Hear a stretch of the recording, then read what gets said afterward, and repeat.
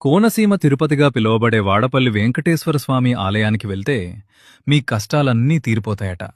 అసలు ఆ ప్రదక్షిణల వెనుక ఉన్న రహస్యమేంటో తెలుసా? ఆంధ్రప్రదేశ్లోని కోనసీమ జిల్లాలో గోదావరి తీరాన వెలసిన వాడపల్లి వెంకటేశ్వర స్వామి ఆలయం కోనసీమ తిరుపతిగా ఎంతో ప్రసిద్ధి చెందింది.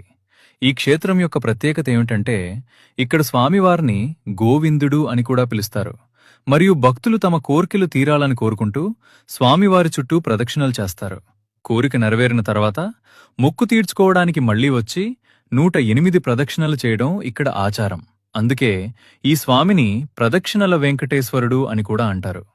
పచ్చని కొబ్బరి తోటల మధ్య ప్రశాంతమైన వాతావరణంలో ఉన్న ఈ ఆలయంలో శనివారం రోజున భక్తుల రద్దీ ఎక్కువగా ఉంటుందండి.